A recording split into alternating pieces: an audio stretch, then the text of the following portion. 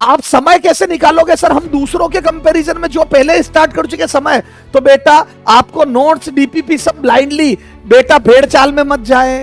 तो सर बेटा बच्चा नोट्स को, बेटा नोट्स क्लास नोट्स भी कर रहा है, क्लास नोट्स करें, पीपीपी करें, बुक करें, मॉड्यूल करें। बेटा बच्चा अंट शंट बर्डन इकट्ठा कर लेता है, क्या क्या करे, इसमें भी बच्चा बड़ा परेशान रहता है। तो बेटा वी आर लेट, आपको क्लास नोट्स तो करने ही करने, क्योंकि इनमें हर कॉन्सेप्ट पे क्वेश्चन, सारे कॉन्सेप्ट कवर हो जाएंगे, इससे गारंटी हो जाएगी सारे कॉन्सेप्ट कवर। यस 100%, क्योंकि हर टीचर हर कॉन्सेप्ट पे एक एक दो दो क्वेश्चन करवा लेते हैं। तो अब ये बात तय है कि इजी क्वेश्चन एग्जाम में नहीं छूटेगा। उसके बाद डीपीपी आपको करनी ही करनी है।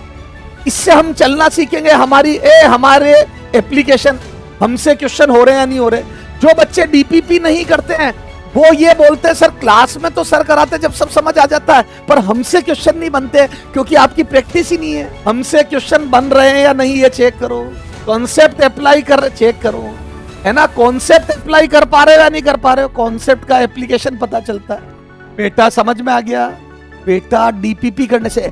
अब बुक मॉड्यूल बेटा टॉपिक की वेटेज पे डिपेंड करता है, दोनों में से कोई एक करो, जिसमें जो अच्छा हो वो कर ले। और बेटा जिसमें जो अच्छा दिया है, जैसे मॉड्यूल में बेटा 90% चीजें सेम होती है, तो जहां जो अच्छा लगे वो करें। सर कैसे, समझ में नहीं आया? टॉपिक के वेटेज के हिसाब से प्रेफरेंस दे। जैसे अब बेसिक मैथ के लिए ना तो बुक करने की जरूरत है ना मॉड्यूल, बेसिक मैथ वेक्टर, अरे यार ये तो बेसिक है। हाँ NLM friction work power energy के लिए करें। टॉपिक चैप्टर के वेटेज को देखिए, चैप्टर की औकात के हिसाब से, जरूरत हो तो कोई एक कर ले, जरूरत लगे तो कोई एक कर ले, किसी एक से काम कर ले, किसी एक से।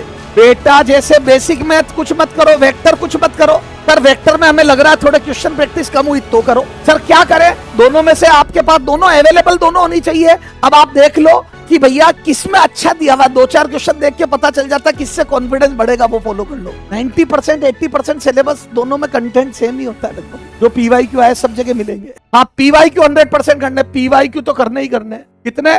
35 to 37 ईयर।